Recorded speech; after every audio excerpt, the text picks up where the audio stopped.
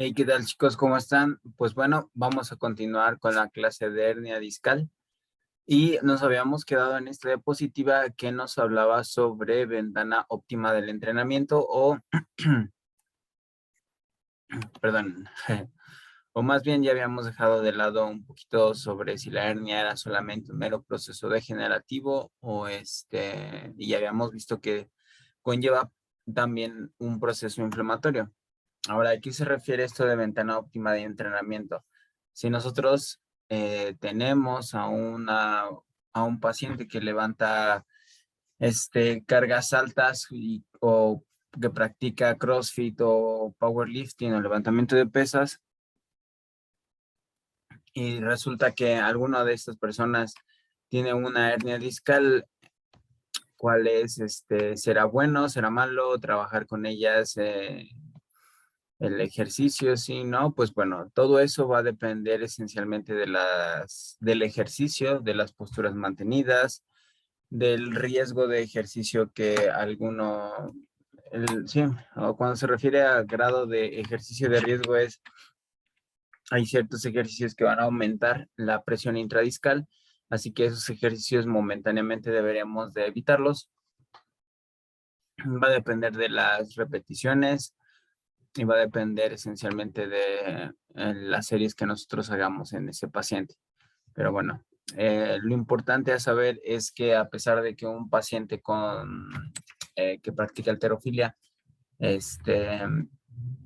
presente hernias discales, es importante saber que el tratamiento mejor que podemos llevar para este tipo de pacientes es el ejercicio. Bueno, además de tomar en cuenta algo muy importante, y es que en cuanto a los pacientes con hernia, nosotros debemos de estar manejando muchísimo, o bueno, debemos de tener en cuenta lo que es la intensidad de su dolor y qué tipo de ejercicios obviamente hacen que la manifestación del dolor sea mucho mayor. O también tomar en cuenta lo que es el catastrofismo, tener en cuenta la kinesiofobia y la ansiedad que el paciente puede estar teniendo. Recordando que el catastrofismo es una predisposición cognitiva y emocional del propio paciente que que maximiza el evento, que maximiza los eventos, haciéndolos, como su nombre lo dice, una catástrofe. O sea, hace como si de un solo ejercicio, vaya, fuera algo horrible, ¿no? Un poquito tal vez más redundante, pero que sigue sobre la misma línea, y es que la obesidad definitivamente sabemos que va a aumentar, o bueno, va a ser un factor de riesgo muy importante para poder desencadenar lo que son las hernias discales, ya que un índice de masa corporal mucho mayor lo que va a terminar haciendo es incrementar la presión intradiscal, y por ende esta presión intradiscal va a suscitar una hernia. Algo también que debemos de tener en cuenta es cómo se mueven los pesos. Por lo general, en cuanto a la higiene de columna, eh, hay una controversia entre si es bueno o no es bueno el manejo de la higiene de columna. Es decir, si hay que enseñar al paciente a este, cómo, cómo, po- cómo dormir, por ejemplo, cómo planchar, ciertos cuidados que se deben de llegar a tener. Y hay algunas personas que mencionan que ya no deberíamos de tener como tal estos cuidados, pero, perdón, pero ¿por qué ya no deberíamos de tener estos cuidados? Pues bueno, se supone que en ocasiones la higiene de columna, si se enseña de cierta manera, digámoslo, errada, puede favorecer lo que es el fenómeno de la kinesiofobia y puede favorecer el catastrofismo. Entonces, es por eso que la higiene de columna ya se debe de seguir enseñando, pero se debe de cuidar mucho la manera en cómo se enseña y las palabras que se usan, ya que si no podemos incurrir en estar incitando a más catastrofismo y a más kinesiofobia. Sin embargo, cuando hablamos de una hernia discal, ahí será clave y será indispensable el enseñar al paciente la importancia de cómo mover cómo desplazarse de cierta manera, cómo dormirse de cierta manera, porque eso va a influir en su presión discal. Aquí nosotros estamos observando una imagen muy sencilla, pero en la cual vemos claramente cómo la magnitud este, del peso puede variar dependiendo de la distancia a la que se tenga del centro del cuerpo. Aquí nosotros vemos, por ejemplo, una caja que pesa, digamos, 18 kilogramos y que está situada a una distancia de 40 centímetros, y esto obviamente va a imponer una carga mucho más alta a la columna, ya que recordemos que los erectores de columna son músculos que poseen una palanca corta, y al poseer una palanca corta necesitan generar una fuerza interna bastante elevada para soportar o para adaptarse a las demandas de las cargas externas. Entonces, mientras más lejos se tenga un objeto del centro del cuerpo, lo que son los erectores de columna, van a requerir de mucho mayor fuerza para poder sostener o vencer dicho peso. Sin embargo, si se tiene más cerca del cuerpo, pues claramente vamos a hacer que el peso sea mucho menor. Así que en estos pacientes sí hay que tener mucho cuidado en ello. Luego, ¿cómo vamos a mover los pesos? Bueno, esto lo vamos a ver un poquito más adelante. Así que vamos a empezar a ver cuáles son los movimientos de mayor riesgo que van a poder hacer que esta hernia discal pueda aumentar o pueda generar una ruptura mucho mayor, o qué movimientos son los que podemos llegar a evitar para, válgame la redundancia, evitar una hernia discal. Pues bueno, lo primero es el movimiento de la flexión, ya que se ha visto que lo que son las zonas de L4, L5, L5 y S1 son zonas donde se genera mucho mayor índice de presión cuando la columna se encuentra flexionada. Así que ese es un movimiento que en la medida de lo posible vamos a tener que evitar cuando se tiene una hernia discal, ya que al igual que, recordamos un poquito también nuestra biomecánica, y cuando la columna se flexiona, lo que es el núcleo pulposo tiende a ir hacia posterior. Y pues obviamente las hernias discales en su mayoría tienen una dirección posterior. Así que pues está clarísimo que debemos de evitar este movimiento para no incidir en ello. Debemos de evitar movimientos de inclinación en la medida de lo posible, de compresión, obviamente, y de torsión o de rotación, recordando que la torsión y la rotación es importante evitarla porque puede generar una pequeña ruptura del anillo fibroso, favoreciendo que el núcleo pulposo se vaya hacia otro lado. Pero ¿cuáles son los movimientos que nosotros podemos y deberíamos de estar motivando a hacer a nuestros pacientes? Pues podemos hacer ejercicios de extensión y podemos hacer todo lo que es elongación. Ahí es en donde entran las famosas camas de tracción, en la que permiten la elongación de la columna vertebral, y esto va a ayudar a precisamente que haya un alivio en esos pacientes.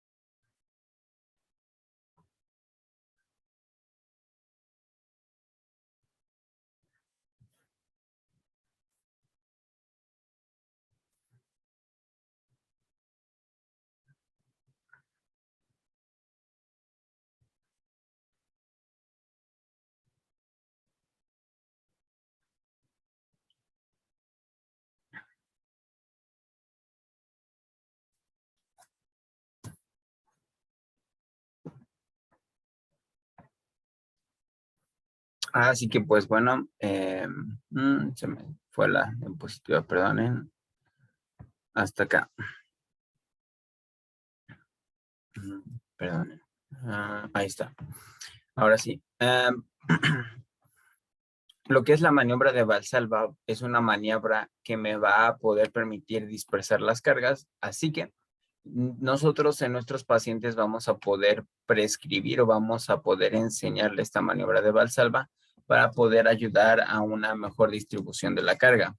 El objetivo esencialmente de la, bueno, el objetivo pues ya lo dije, ¿no? Es dispersar la carga, pero ¿cómo se realiza una maniobra de Valsalva? Lo que primero tenemos que hacer es tomar el aire. Esto va a permitir activar la musculatura intercostal. Esto va a permitir que descienda el diafragma.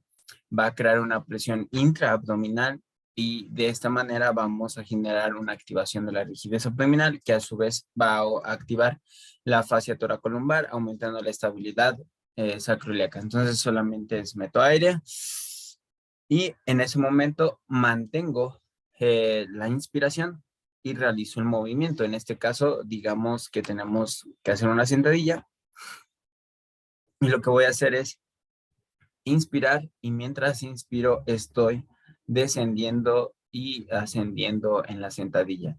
Y esa maniobra de Valsalva va a ayudarme a que el ejercicio sea ejecutado de mejor manera. Y ahora este ejercicio o la maniobra puede ser ejecutado en diferentes ejercicios, no solamente en la sentadilla, sino ustedes ya pueden usar por ejemplo, en planchas, pueden usarla en un press pull-up, pueden usarla en diferentes ejercicios, ¿ok?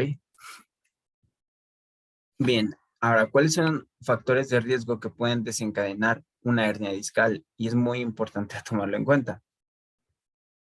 Tenemos las infecciones van a ser un factor de riesgo, el tabaquismo, el sedentarismo, la profesión, la genética y la nutrición.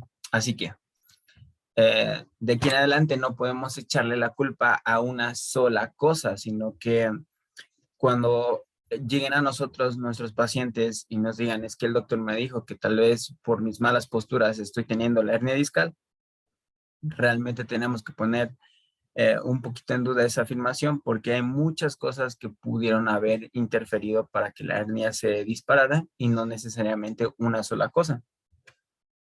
Posiblemente hubo una causa que fue, digamos, más relevante o más significativa, pero no significa que haya sido la única, ¿no? Entonces, ¿cuál es el tratamiento para las hernias discales? Y como lo he mencionado anteriormente, la mejor apuesta es el movimiento, es el ejercicio. Ahora, ¿puro ejercicio solamente o puedo combinarlo con alguna otra medida ergonómica? Aquí hubo un estudio muy sencillo en el que se dividió a diferentes grupos de hernias discales y en uno solo le ponían puro ejercicio, en otros plantillas y medidas ergonómicas y otros ejercicio y control motor. Y como están viendo en las imágenes, pues claramente el ejercicio y el control motor dio un mejor resultado. Ahora, porque el control motor va a permitir un mejor resultado. Aquí es donde nos tenemos que preguntar, ¿qué es el control motor? Pues bueno, el control motor, la verdad es que tiene diferentes definiciones dependiendo del autor. Pero aquí tenemos una dada por Latash del 2010 que nos dice que el control motor va a ser la capacidad de enlazar los diferentes sistemas del cuerpo a través del sistema nervioso central y sus sinergias para integrar una tarea de una determinada manera coordinada, estable y sensitiva, comprobando así la ejecución o despolarización si apareciese. En pocas palabras, lo que yo puedo entender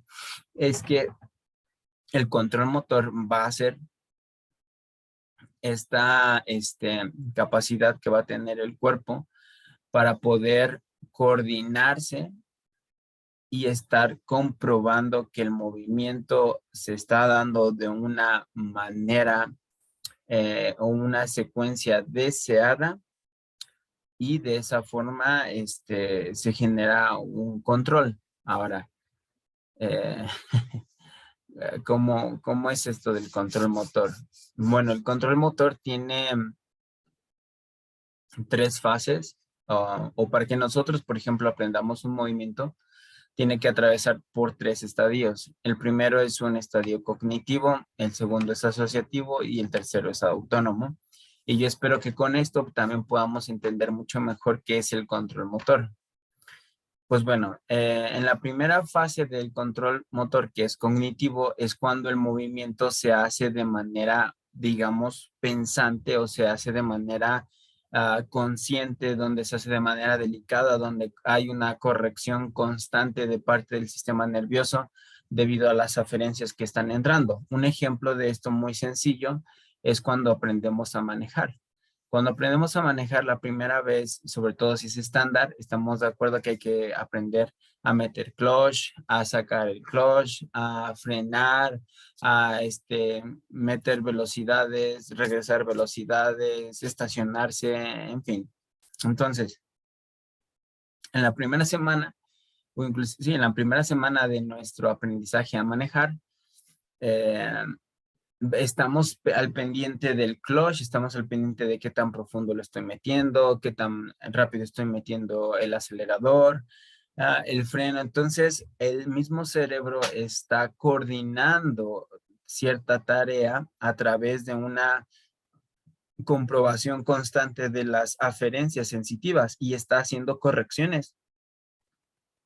La persona que nos está enseñando a un lado te está diciendo, no metas el clutch tan rápido, o no, perdón, no saques el clutch tan rápido, sácalo más lento, o mete el clutch más adentro porque este carro está fallando un poco y tienes que meterlo más adentro, en fin. Entonces, ah, el mismo sistema nervioso está como que corrigiendo, coordinando todas estas tareas y eso permite, eh, o en esta primera fase que se llama cognitiva, vamos a hacer constantes correcciones para que después hagamos el movimiento deseado. Luego sigue la parte asociativa o el estadio asociativo. Aquí es como su nombre le dice, cuando ya empiezas a asociar, cuando hay una parte en donde definitivamente estás pensando en el movimiento, pero ya lo haces de una manera mucho más fluida, de una manera más fácil, ya no te tienes que estar concentrando tanto para poder ejecutar el movimiento. Y ya por último tenemos el autónomo, que es cuando su nombre menos lo está diciendo, el movimiento ya se hace en automático, ya estás manejando y estás hablando por teléfono, estás escuchando música, estás contestando mensajes, que no se debe de hacer eso, ¿verdad? Pero como el proceso ya es muy en automático, ya tienes esta capacidad, digamos, de poder hacer otras situaciones. Y pasa lo mismo con el movimiento, pero también pasa lo mismo con un paciente con hernia discal. En un paciente con hernia discal, ah, lo que va a suceder es que el propio dolor va a terminar por reorganizar la corteza sensorimotora, alterando la manera en cómo se contrae ciertos músculos en un mismo movimiento. Por ejemplo, tenemos aquí un paciente sano en el cual él se va a flexionar, ¿no? Y cuando él se flexiona su columna, posiblemente lo primero que haga sea simplemente activar a los abdominales y relajar y relajar a los erectores de columna. Ya está. Sin embargo, cuando hay dolor, como hay dolor en la zona lumbar, lo que va a pasar es que no solamente se van a contraer de hecho, perdón, posiblemente no se te contraigan de manera, bueno, o sea, sí se van a contraer los abdominales porque pues vas a flexionar, pero te va a impedir una flexión completa porque lo que se va a estar contrayendo más van a ser los músculos erectores de columna. O sea, tú estás bajando o el paciente con hernia discal va bajando, pero como hay dolor, empieza a haber una reorganización sensorial motora, de tal manera que en este movimiento, donde simplifiquemos, ¿ok? Donde voy a simplificar, donde solamente debería de moverse los abdominales, se empiezan a mover los erectores de columna.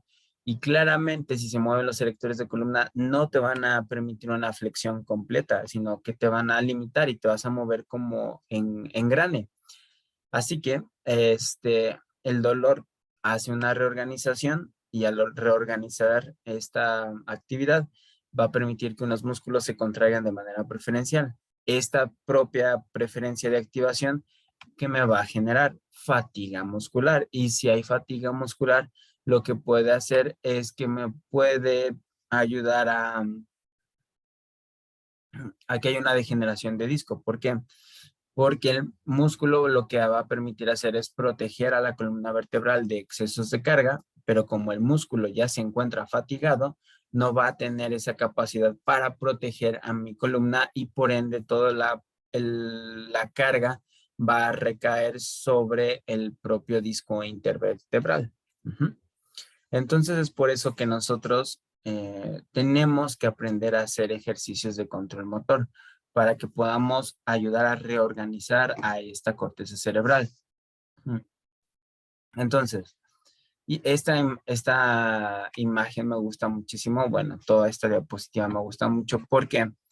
Porque cuando hablamos de una hernia discal, pero sobre todo cuando hablamos del dolor lumbar, ya sea por una estenosis, es decir, cuando el canal medular se encuentra más estrecho, una espondilolistesis, cuando hay un desplazamiento de las vértebras, cuando hay una infección, una fractura o una hernia discal, como es el tema, no solamente va a haber el propio dolor y las alteraciones estructurales, sino que a nivel cortical va a suceder una reorganización. Ahora, ¿qué reorganización ocurre? Pues bueno, vamos a tener que un paciente con dolor lumbar provocado por todo esto, va a generar algo llamado sinaptogénesis, es decir, nueva creación de sinapsis. Y uno puede pensar, pues eso está muy bien, porque vamos a crear nuevas sinapsis. Sí, pero no, porque las sinapsis que vamos a estar creando van a ser enfocadas a perpetuar la situación del dolor. Así que esto no es nada bueno, ya que esto puede también explicar por qué, y explica en parte por qué el paciente con dolor lumbar es fácil que se cronifique esta situación, o sobre todo su dolor, que pase un dolor crónico, porque no solamente es una situación a nivel periférica de los tejidos, sino que es algo a nivel cortical, y es una situación donde hay una conexión de sinapsis nuevas que se están creando. Hay neurogénesis importantísimo. Si ya hablábamos de la sinapsis, de la conexión entre neurona y neurona, el dolor puede generar una creación de nuevas neuronas. Ahora, no es como que el dolor empiece a, pum, a aparecer nuevas neuronas, no, sino que el propio tiempo va a permitir que, bueno, el paso del tiempo con el dolor cronificado va a permitir que el cerebro interprete esta perpetuación del dolor como algo anómalo, y por ende va a empezar a crear nuevas neuronas con la finalidad de seguir todavía como perpetuando esa situación. Pasa como algo chistoso.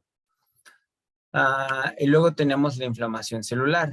Las células se van a inflamar, y si hay un proceso inflamatorio sabemos que hay sustancias químicas como bradicinina, sustancia P o el gen de calcitonina, que son responsables de la estimulación nociceptiva. Así que si hay inflamación celular, hay una activación de los nervios periféricos, hay una activación de las neuronas, de la sinapsis, de los axones, así que perpetúa todavía mucho más esta situación del dolor. Alteraciones de la microglia, y recuerden que la microglia digamos, nuestro sistema o el apartado o las células que van a ayudar a mantener a las células del sistema nervioso central, como lo que es la neurona.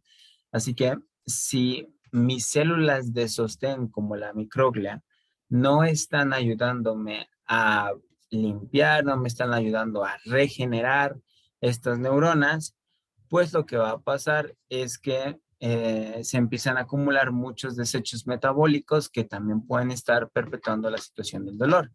Y por último, y no menos importante, hay cambios en la representación cortical. Aquí recordemos que tenemos en nuestra corteza somatosensorial y en la corteza motora tenemos algo que se llama homúnculo, o el pequeño hombrecito, que es la representación del cuerpo del cerebro, de la representación que tiene el cerebro de nuestro cuerpo.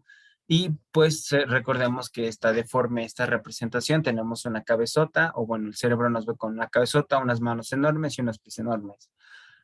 Pues bueno, el cambio en la representación cortical es que posiblemente si la zona lumbar para la corteza no era tan importante o tan significativa, pues va a pasar que con este cambio va a haber un cambio significativo y esa representación aumenta. Y como esa representación aumenta, pues no es tan fácil de ceder, no es tan fácil de quitar de quitar esa hipersensibilidad o ese catastrofismo. Este aumento de la representación cortical va a permitir precisamente que el paciente genere una hipervigilancia, es decir, está más consciente, ahora sí, de esa parte del cuerpo que le está doliendo. Entonces, bueno, todo esto sucede con un paciente con dolor lumbar cuyo dolor se ha cronificado. Sí, se ha llegado a cronificar. Bien, entonces, ¿cuál es la solución? De nuevo, el ejercicio. Pero en cuanto al ejercicio, ¿qué es lo que podemos hacer? Y ya con esto, lo que nos explica aquí en esta diapositiva es cuáles son mis herramientas para el control del dolor y para el tratamiento de la hernia. Pues bueno, ejercicios de control motor, número 1, van a ser ejercicios prácticamente sencillos, pero indispensables, es decir, enseñarle cómo flexionarse, enseñarle cómo extender, cómo girar, cómo rotar de manera lenta. Son ejemplos de ejercicios sencillos. Utilizamos ejercicios de rango de movimiento, de movilidad, ya sea estiramientos, ya sea movilizaciones activas, movilizaciones activo-asistidas. Utilizamos neurodinamia que se ha visto que ha tenido un impacto favorable sobre estos pacientes. Importantísimo la progresión de las cargas, es decir, podemos utilizar, puede un paciente con una hernia discal seguir entrenando CrossFit o levantamiento de pesas, claro, pero la clave es esta. Bueno, y claro, depende también del dolor que maneje este paciente, ¿verdad? Pero claro, sí se puede. Y obviamente tú tienes que ir progresando a niveles más avanzados para que el paciente se adapte mucho mejor a todas estas cargas. Y luego tenemos algo que le llaman bombeo mecánico y este es de los más interesantes desde mi punto de vista. ¿Por qué? En el bombeo mecánico lo que nos trata de hablar es que para poder ayudar a una reabsorción de la hernia discal o en general a la hernia discal, lo que tenemos que hacer es una clase de bombeo, así, pum, pum, pum, pum. Entonces, sí, pero ¿cómo la hago, profe? Bueno, como se debe de hacer, por ejemplo, es haciendo ejercicios en bipedestación y luego hacer ejercicios de cúbito supino. ¿Por qué? En bipedestación estamos de acuerdo que va a haber una carga axial, va a haber una compresión, pero cuando se está en decúbito supino, lo que va a pasar es que hay una descompresión.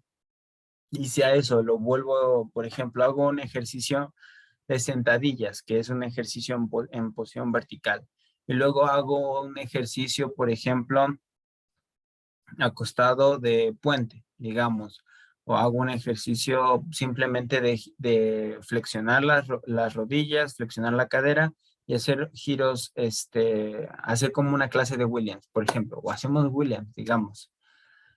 Ah, entonces eso tan sencillo como llevar las piernas hacia tu pecho está generando una descompresión. Y luego de Williams lo pasas otra vez a sentadillas y luego lo vuelves a Williams. Y entonces, ¿qué haces? Haces un efecto bomba y este efecto bomba va a permitir la reabsorción de la hernia discal. Y por último, y de nuevo, no menos importante, las reglas de higiene. Como les había mencionado, hay algunos que no les gustan mucho las reglas de higiene ya actualmente por que se puede incidir en un catastrofismo o en una kinesiofobia. Sin embargo, en pacientes con hernia discal se recomienda bastante, ya que, como hemos visto, hay movimientos que son propicios para aumentar la carga en la columna vertebral y pues lo mejor es evitar será evitar ciertos movimientos, al menos en un principio, mientras se va avanzando en ejercicios más avanzados, mientras se le coloca un peso mucho mayor a ese paciente para que pueda claramente después adaptarse de manera excelente, ¿no? Entonces, pues muy bien, chicos, esto ha sido todo de la clase de hernia discal. Como les repito, es una clase muy sencilla donde solamente estamos abordando lo básico, pero creo que al abordar lo básico y ustedes ya van a poder abordar sin tanto temor a un paciente con hernia discal. Así que pues bueno, nos vemos